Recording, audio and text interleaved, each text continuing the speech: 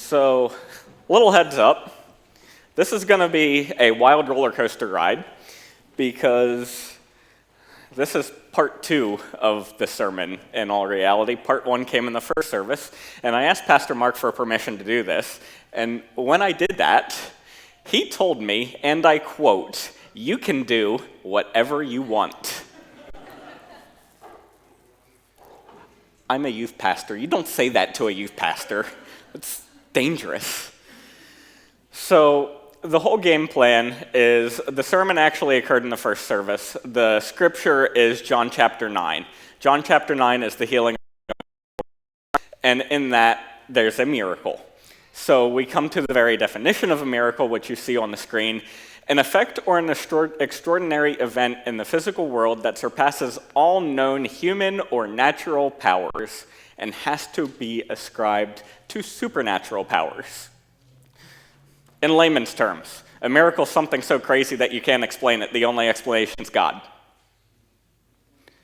So there's a difference between a miracle and divine intervention. A miracle is always divine intervention, but divine intervention is not always a miracle. And the illustration I brought up in the first service is, let's say you're going to a doctor's appointment, your leg really hurts, you can't walk very far. The parking lot's always swamped full, but you get there, and there's a parking space close by, so you don't have to walk very far. You might be tempted to say that's a miracle. It is not. It could be divine intervention, but that's very easily explained by somebody left that parking space open and nobody came by to take it before you did. See the difference? So, again, roller coaster ride. The scriptures, John chapter 9, I don't have time for what I'm planning to do to go through and read John chapter 9, so you're just getting my commentary here, real quick Reader's Digest version of what's going on. So the man who was born blind was assumed to be guilty of his own blindness. In the Jewish culture, they thought he committed a sin in the womb to explain his blindness. The miracle takes time. Jesus didn't just heal him right there. Jesus actually sent him on a hike. A blind guy. Jesus sent a blind guy on a hike. Just think about that. He had to work for it. And then, when he was healed, everybody doubted that he was the guy who was blind in the first place. And to this point, since Jesus sent him on a hike, he still hasn't seen Jesus. So, as part of that miracle, the Pharisees were a little upset, and they had to investigate the miracle. So why did they have to investigate the miracle? Here's the real quick answer. There's something that they had in their culture that was called messianic miracles, and what that means is there were some miracles that were so special to them that the only explanation, the only person who could do those miracles was the Messiah himself. Enter Jesus. And here we have the third one, sight restored to a person who was born blind. That's what happens in John chapter 9.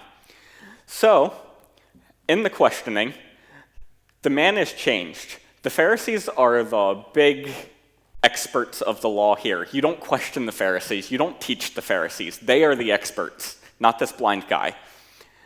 But this miracle happens, and the experts get taken to school by this blind guy. And I will say in my studying that this minor character of the Bible has probably become my favorite minor character of the Bible, just in the way that he responds to the Pharisees. It is brilliant. His parents abandon him because he gets kicked out of the synagogue. He's disowned. He's left out of his family. And the Pharisees don't accept the miracle. They will not accept the miracle because they believe that Jesus is not the Messiah. They believe Jesus is evil. So they will not accept the miracle. They don't accept Jesus as the Messiah. Miracles can be traumatic. He was, again, disowned by his family, by his entire support system that was there when he was blind, gone. Not welcome anymore. He doesn't see Jesus until after he's kicked out. Then he has a conversation with Jesus. Jesus asks him, "Do you believe in the Son of Man?" The response is, "Yes, I do. Who is he?"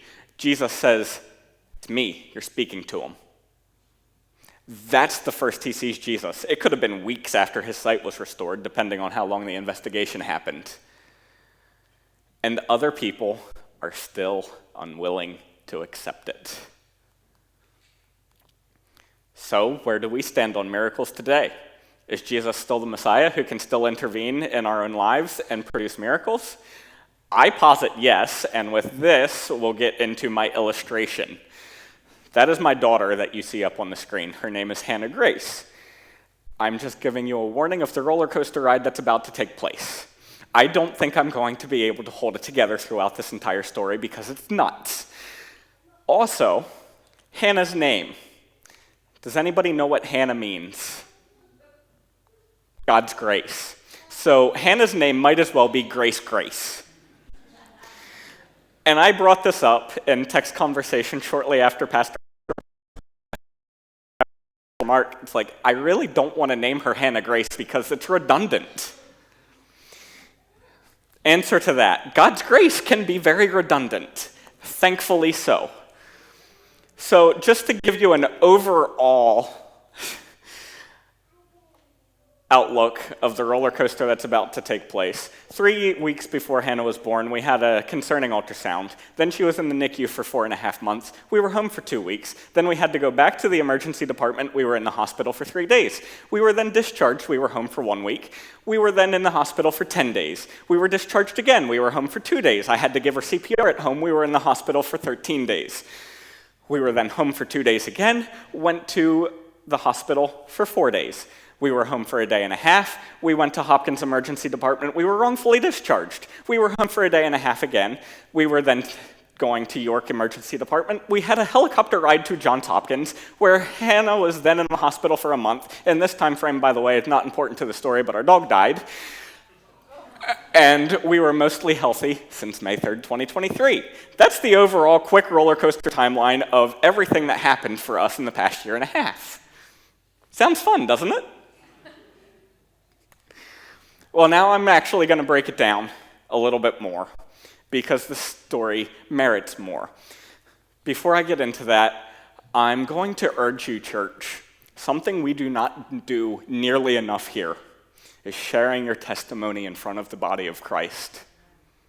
We do not do it enough here, and I'm going to call you all out on that. We have all been through things, and your story is important. And you should share it to be an encouragement to the body of Christ. Now, you share it in Sunday school classes and with your smaller groups. That's great. You should still do that. But some of you should come up here and share your story. And when we're going through trauma, we often pose the question, how will I get over this? The answer is you're not supposed to. Trauma is not something you get over, it's something you get through. It leaves scars. I look at my right hand and I have several scars on my right index finger, and every single one of those has a story. Some are funny. Some make you go, what the heck were you thinking? Same's true for emotional trauma. It leaves scars, and it leaves a story to tell. Please share your story. So, overview. 3 weeks before Hannah was born, we had a concerning ultrasound. In that ultrasound, we found that Hannah's torso was underdeveloped, or smaller. The exact measurement, she ended up being somewhere in the 7th percentile. They start to get a little concerned in the 10th percentile. They get very concerned below the 5th percentile. Below the 5th percentile, there's something catastrophically wrong. Your baby's probably not going to survive. Below the 10th percentile, there's a decent chance that they're okay, but it might be bad. And we had the doctor tell us that she was below the 10th percentile. And my wife struggles with anxiety. I did not until September 18th, 2022. So, reading the doctor's body language and his voice intonation, that told me that there was something going on, that he reassured us everything was okay, but there was concern in his voice. There was something going on there. So I started praying in those 3 weeks in ways that I never did before. Every night when I put my older daughter to bed, we'd read a couple stories, we'd pray. It was during that point in time, there's a Bible passage somewhere that says that the Holy Spirit intercedes with us when we are praying when we don't have words. When we have inaudible groans, I think is how it's translated in our language. And I never understood that until then. because I was panicked. Is my daughter going to survive? I didn't know she was a daughter at that point in time. But is my daughter going to survive? Is my wife going to survive? Is everything going to be okay? That level of just, ugh. So anyway, Hannah was due to be born, expected on October 24th. On September 18th, my wife went into labor at home. And Hannah came at home.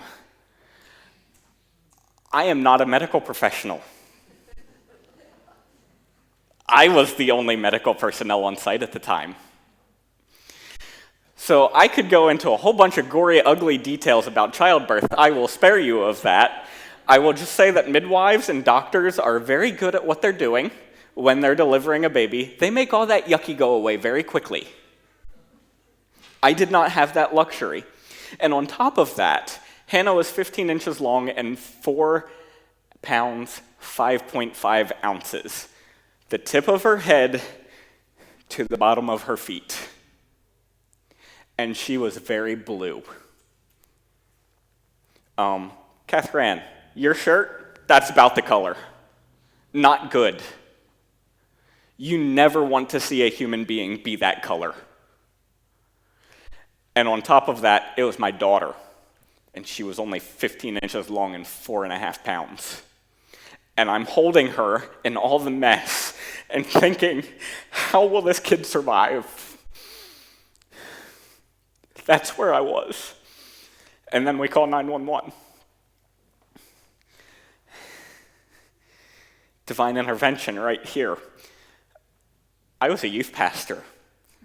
September 18th, 2022 was a Sunday morning.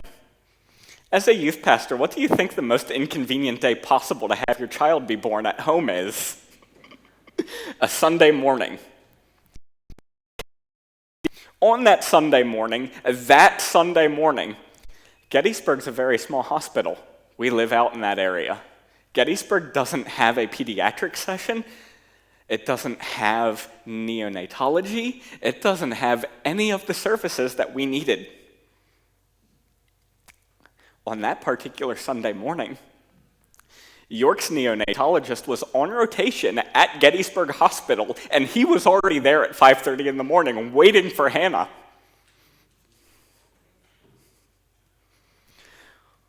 We live in the middle of nowhere. Ambulance response time's not always great. We needed 2 ambulances, one to take care of my wife and one to take care of my daughter. The closest fire stations to us are York Springs and Biglerville. York Springs is 5 minutes away, and they cannot speed with the route that they have to take to my house because of how windy the road is. They got to our house in 5.5 minutes. Biglerville got to our house in 10 minutes. Biglerville is 10 minutes away from my house. Both ambulance crews were ready and waiting and didn't have another call to go to. That's crazy. So that's all the farther I'm going to go on day of birth. Then we fast forward to NICU stay. And highlights of the NICU stay. She was coded once, had to be resuscitated by one of the nurses. She had aspiration pneumonia 3 times. That number's actually 4 times because she had aspiration pneumonia outside of the NICU. We had a direct conversation with one of the surgeon's assistants. This is fun. What I didn't say was long and 4.5 pounds. She was born with several birth defects that were interior. One of the problems she had was called bilateral choanal atresia. And what that means is basically your nasal passages don't open up to your airway.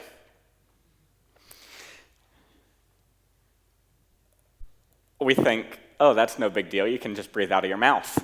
Anybody who knows infant medicine, babies can only breathe out of their nose. And Hannah had skin and bone blocking off the path to her airway. So, one of the direct conversations I had with a surgeon's assistant, he came up to me directly and said, hey, did your daughter get a breathing tube immediately after she was born? The answer to that was, let me tell you a story. She was born at home. She didn't get a breathing tube. I said until 5 hours later. I went through, read the medical notes. It was 2 hours later.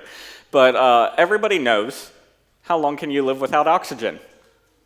4 minutes before brain damage takes place.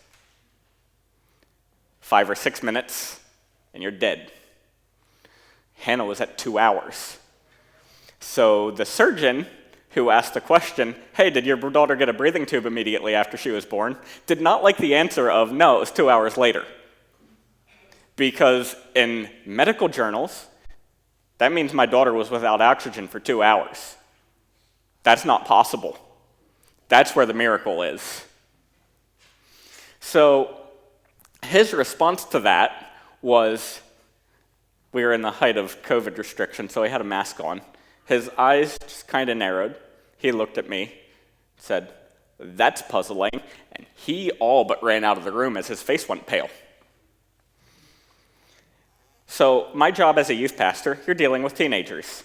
Teenagers aren't exactly the most forthcoming people on the planet, so almost every youth pastor or high school teacher or middle school teacher is an expert at reading body language because they have to be. So the surgeon's body language of that's puzzling and get me out of here as soon as possible, I read into that. And I am reading into this, but this is what I read into it, of I joined Johns Hopkins to be at the forefront of medical research to explain everything that's going on, and the longer I've been here, the more things that are happening that medicine doesn't explain, and I don't like it. That's what I interpreted to that. But I had clarification with a neonatologist. That's a doctor who's an expert in babies, basically. I asked about that interaction. I said, hey, this happened, where the surgeon asked this question and then he ran out of the room. So am I reading into this? He basically told me that Hannah should be dead. I directly asked that question. And her response, and I quote verbatim, is, we have no medical explanation as to how your daughter made it to the hospital alive. And I went, oh, okay. I don't need a medical explanation. I'm quite content to not have a medical explanation. Here's some cute pictures in the NICU as things were starting to progress. The other thing that happened in the NICU, there were four operations to fix 4 different birth defects. There were other operations to put. Then she wasn't tolerating her feeds. We got into GJ tubes. On top of that, we have the 3-year-old daughter at home who was 2 at the time, and Hannah's in the NICU at Baltimore. We don't live anywhere near Baltimore, so we're driving back and forth on the weekends and splitting time between our 2 daughters. Not a real fun experience. Anyway,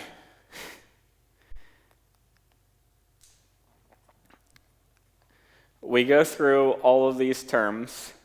On top of that, after we were discharged from the NICU, I had my first ever crippling panic attack in my life. I don't experience anxiety the way people explain anxiety to me, except for this one time. Shortly after Hannah was discharged from the NICU, so this is prior to what's up on the screen. We'll go back to cute pictures, because everybody loves cute baby pictures. Hannah was discharged, and just so overwhelmed. So there's a joke that people say that children don't come with instructions. They do now. When you're discharged from the hospital, you get instructions like, don't shake it, sleep on the back, in the crib alone. Those are your instructions. There's no directions on raising your kid, but they do come with directions of how not to kill them. Hannah's directions of how not to kill her were not just that. It was pages, which was overwhelming for me. So that's when I had the emotional breakdown, starting to get into a routine of taking care of my child at home. How can I do this? This isn't normal. It's overwhelming. And my wife gets home from work, brings the toddler home, and I was taking care of Hannah all day. And they get home, and I start to grab something for Hannah, and I'm in the kitchen, open the fridge, and freeze. Shut the fridge, walk over to the corner of the cabinet, just sit down and just start crying, and I couldn't move. If my house would have caught on fire, if there was a fire right beside me, I would have sat there. I could not move. I was so overwhelmed with anxiety. Then my little girl, Emma, who was 2 years old at the time, sees me crying on the kitchen floor, walks over, sits next to me, puts her arm around me, and says, "Daddy taking a time out?" Yeah, kiddo, that's what's happening. Then the 2 weeks at home were pretty smooth. We had a regular follow-up visit with a pediatrician, and Hannah started spitting up. Newsflash, when your daughter's fed by a J-tube and all the food bypasses the stomach altogether, spitting up's not normal. I didn't know that at that point in time. I know that now. So we get to the pediatrician, and I told the pediatrician about Hannah spitting up, and he's just like, "Can you describe what it looked like for me?" Well, I didn't have an explanation, but I did have the spit rag with me, so I just wiped that out, put it on the table, and went, "There's the color palette from the last 3 days." He goes, "Well, that saves coming up with a description, so thanks, because now I can see it for myself." And then he points at 2 in particular, and you don't want this to happen. He points at 2 in particular and says, "When did these happen?" So that tells me there was something concerning there when he veered in and focused on those 2. And we had the conversation. He calls Hopkins himself and says, "Hey, you're going down to Hopkins today." So we went down to Baltimore, and we were there in the hospital for 4 days. Hannah's sodium levels were pretty low. Not super low, but pretty low. And they got her rehydrated again and sent us back home on our way a couple days later. And then we went to the hospital again. Same thing, sodium was out of whack, and then we were discharged again. And then at home, 2 days later,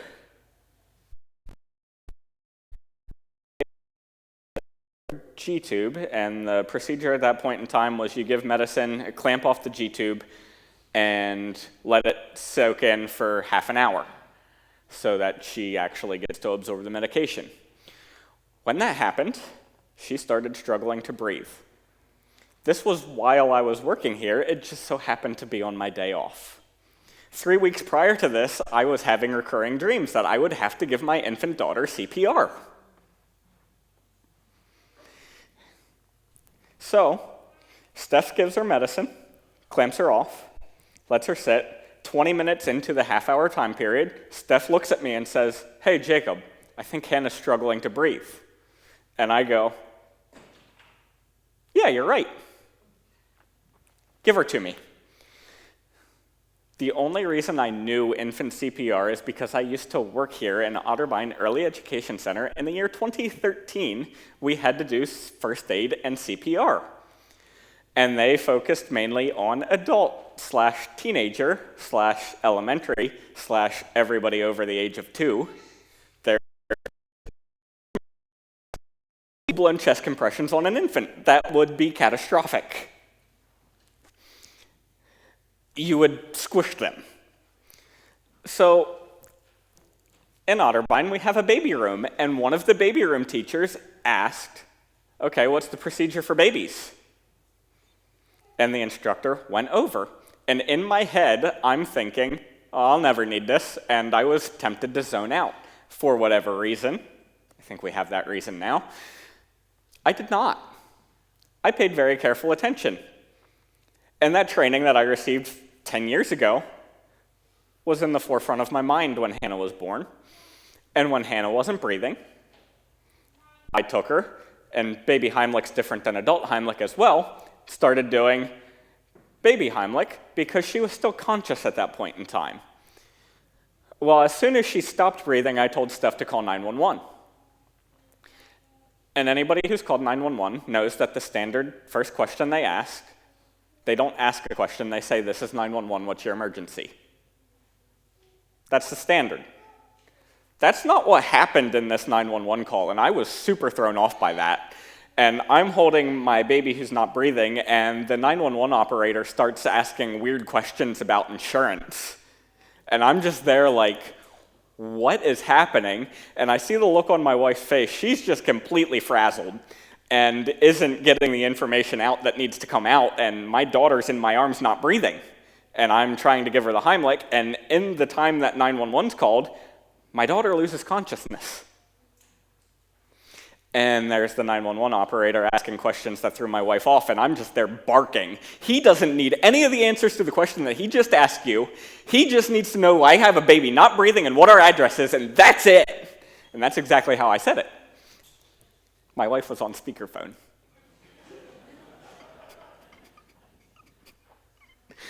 There was an ambulance in our house in 4 minutes.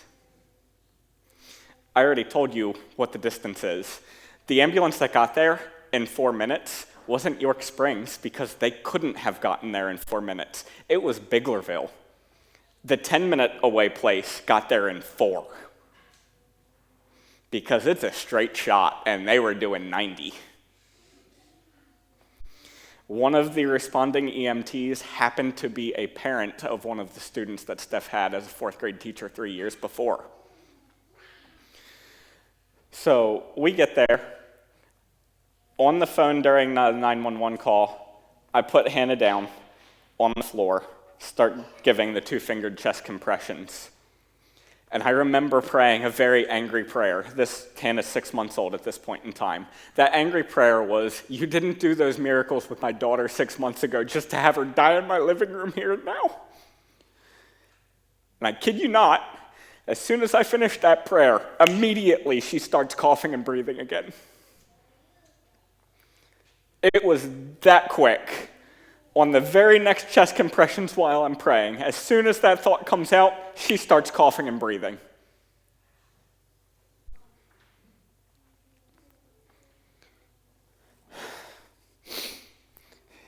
EMTs get there shortly thereafter. Color's returning to her face. Paramedic takes a hop down, looks at her lips. Her lips were still blue. Everything else returned to normal color. And he starts listening to her lungs, and he goes, well, she's breathing now. And I have no idea how, because these are the most junked up, gooped up lungs that I have ever heard in my life. So we went to Gettysburg Hospital, and then we're then transferred back to Hopkins. And every single hospitalization that we had, we rarely went just for the sodium. There was always some other concern. But every time we went, sodium was wrong. There's one of the pictures. This is a hospitalization. I think this is the second hospitalization. And then this is when she got fluids pumped into her, and you can see that she perks up a little bit. Well, then, we fast forward in the story. This is prior to our 5th hospitalization after NICU discharge. And every single time those sodium numbers were wrong. And 5 hospitalizations is where this guy started to get super frustrated. And where this guy's just like, no, there's an underlying problem that's not being fixed, and you guys better figure it out. Well, Steph took Hannah to the Hopkins Emergency Department, and she was so dehydrated they couldn't draw blood. And they pumped her full of fluids, and then they got a sodium check, and the sodium check came back normal because they had already pumped her full of fluids. Well, newsflash, how that test is supposed to go is you get the sodium levels first, then you pump full of fluids, that way you have a reliable number. They didn't have a reliable number, so they didn't have a reason to admit us to the hospital. And this guy was super upset, and I wasn't at the hospital to voice my frustrations or argue with them. My wife was there, and my wife does not have the same personality that I do. I was tempted to drive down to Baltimore from my house that day just to refuse discharge. And looking back, I probably should have. Because what happened next was we were at home for a day and a half, and then we went back to the hospital, and we were at York. They had 5 failed attempts for getting an IV. And then Michelle got a freehand successful IV. Here's the thing. That picture was taken at 9 p.m. The successful IV wasn't administered until 11:17 p.m. Hannah deteriorated very rapidly in the emergency room from 3 o'clock p.m. till 11 o'clock p.m. Things were getting pretty dire. That is not a healthy child.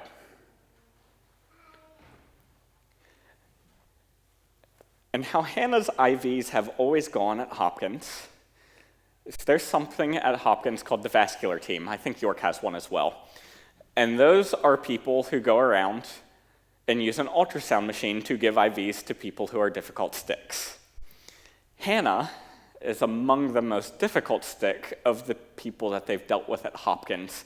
There were people who refused to even attempt to give her an IV because they couldn't, even without the ultrasound assistance. Even with the ultrasound assistance, they still couldn't get her. There were several people. It was usually only the most senior person at Hopkins who could get a successful stick. So we get to York. And York is a very good hospital, but they're not Hopkins. And when Hannah is overwhelming for people at Hopkins, what's going to happen at York? So, in that hospitalization, we were just at Hopkins a day and a half before for the same thing. And I am furious, but still being polite to the York staff because it's not the York staff's fault. Hey, thank you for being nice to us because we can tell that you're very upset, and you have a right to be, but thank you for not lashing out at us. It's just like, well, it's not your fault. I might not be so kind when I get to Hopkins because I knew we were going there because she looked like that. They got a sodium check, and her sodium level at that point in time was 162. Normal is between 135 and 145. 163, by the way, for context, is where they start to get concerned about organ failure in adults. She was at 162. Not good. And they had tried to give her an IV, like I said, 5 times prior. There was a NICU nurse who had 3 failed attempts. Then they brought in doctors with an ultrasound machine trying to get a central line. They went in through her neck, both sides, missed both times. And that was at about 6 p.m. All the while, she's deteriorating. And I'm there going, is this the day we lose my daughter? There were many of those days over those 8 months. But this one came to a head. Things were dire. And then I hear there was a nurse, I don't know if she's still there. Her name was Michelle, I remember this very clearly. She's talking to Hannah's nurse, whose name was Zachary, and she said something along the lines, I do not remember the exact words that I overheard, but she said, hey, I feel like I'm supposed to try and help your patient in room number, and then they said the room number that we were in. And just the way that she said it made me step back, and it's just like, I've heard conversations like that before, and every time it was somebody being led by the Holy Spirit to do something that's outside of the realm of normal.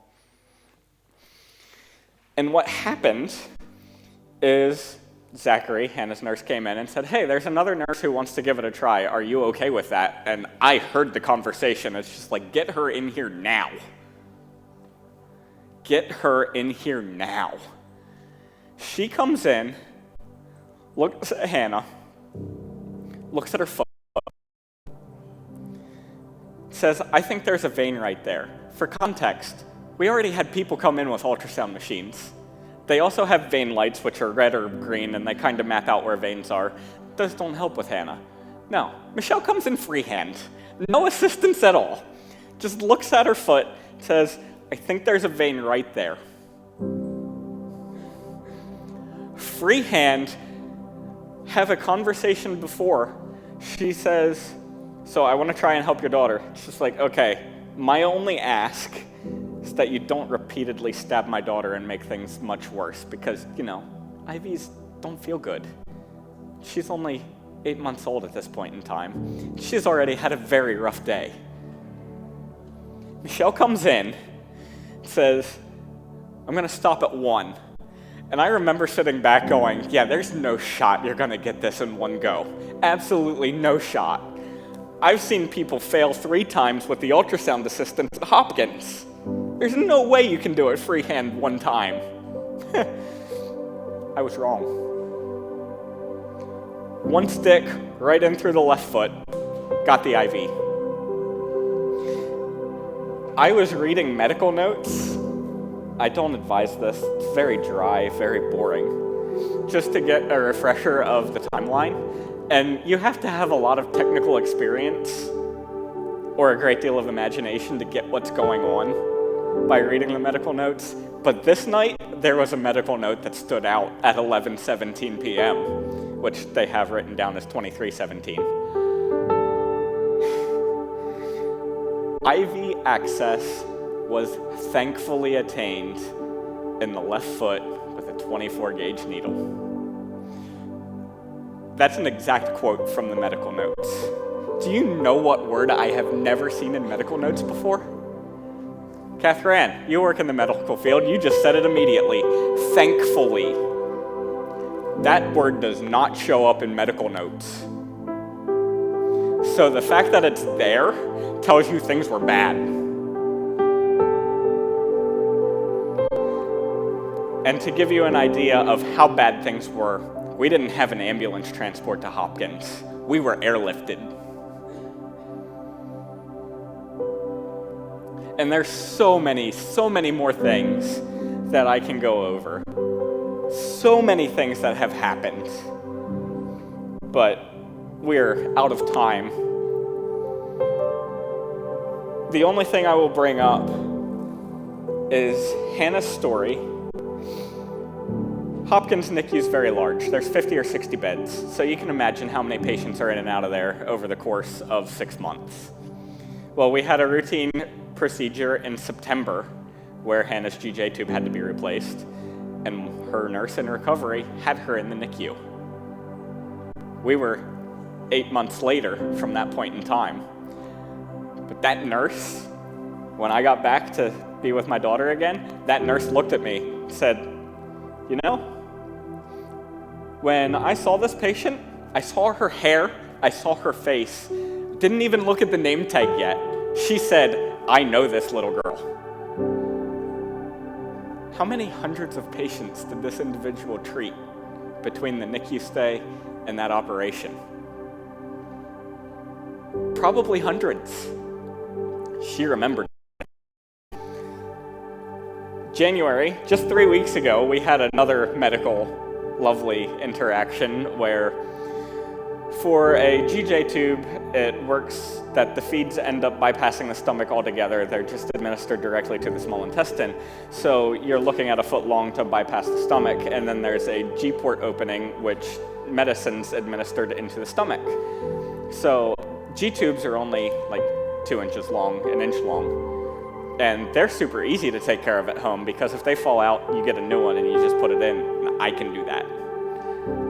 We're not so lucky with Hannah. If anything goes wrong with her feeding tube, we automatically have a trip to Baltimore. That's what happened in January. And we were admitted to the hospital for that. And we were admitted straight to the 9th floor, which is their step-down unit or transition unit for, they're not bad enough to be in the NICU or the pediatric intensive care unit. They're ready to go home. There's just a little bit more observation, or there's just a little bit more education that the parents need. And this 9th floor often gets NICU babies, and the doctors who assist with the rounds, all of the doctors are involved. The NICU doctor in Hannah's rounds that day, and we are almost a year later at this point in time. And that NICU doctor sees me, sees Hannah, and he goes, you were in our NICU last year for about 5 months, weren't you? It's like, yeah. He goes, I remember Hannah's case. A year later, how many patients has this doctor treated in that NICU? He goes, I remember Hannah. Something crazy happened, I can tell you that. And here's the thing. Yeah, all those miracles happened, and that's great. But Hannah still has a bunch of health issues. So she's still developmentally delayed. She's very unique. So everybody's unique, but most of us have the same genetic makeup. Like, there's 23 chromosomes, 23 pairs, and all of us have that same genetic makeup. Hannah doesn't. Hannah has an unbalanced chromosomal translocation, which means she has extra genetic material on chromosome 18 and is missing some on chromosome 9. And there are doctors, we've had geneticist meetings, they told me flat out, we don't know what the deletion of 9 does. We don't know. They know what trisomy 18 is. Most of you guys have already heard of that. So technically, Hannah has partial trisomy 18 because of her genetic makeup. So she's still developmentally delayed, and she probably is always going to be. And there are definitely still challenges ahead. She's a 1.5 years old, and she can't walk, she can't talk. There's a bunch of things that she can't do that I could focus on. And she still needs a great deal of hands-on care. But, here's the deal. I am very grateful for my daughter, Hannah. She is a very unique and spunky individual. She may not be able to talk, but let me tell you, and my mom and dad and my parents-in-law are back there, they can tell you, Hannah communicates very clearly. And yes, my daughter is a special needs child. And I'm gonna throw this out there. I always hated the term special needs. Always. Not just since having a special needs child of my own. I've always hated it. Here's the deal. The needs aren't special. She needs the same thing as everybody else. The special part is how those needs are met. So special needs people, they don't have special needs. They have the same needs as everybody else. They have the same physical needs they need nutrition, they need a loving, caring environment. They need all of the same stuff as us. It's just a matter of how those needs are actually met. That's where the difference is. The other thing that my daughter can do things that I can't do. My daughter's content, no matter her circumstances. She finds joy in little things. She finds unique, very unique solutions to problems. If there is a toy out of her reach that she can't get to, she finds a way. She finds a way. The other thing, and this is the most impressive part, she leaves a mark on you immediately. There were doctors and nurses who were not Hannah's nurses or doctors who visited Hannah's room because they wanted to be in the same room as Hannah because Hannah made them smile. I challenge you, if you're having a bad day, interact with my daughter for 5 minutes. I almost guarantee you will end up with a smile on your face at some point in time during that interaction. I can't do that. Hannah can.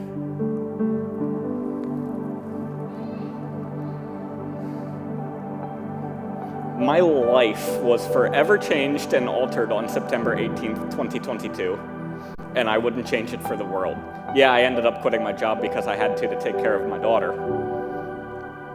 But let me tell you, I am not the same person that I was a 1.5 years ago.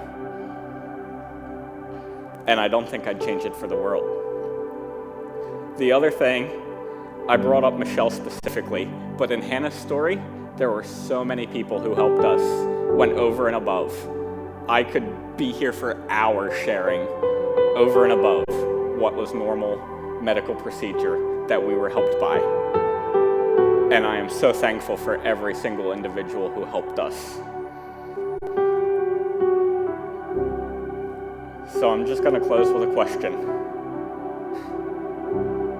Where do you stand on miracles? Do you think they still happen today?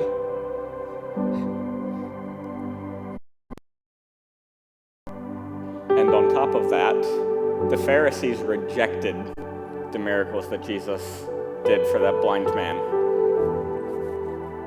Do not let your preconceived notions of God make it so that you miss them altogether. That is a challenge for us, and we need to be very cognizant of that. And with that, communion's up next, right?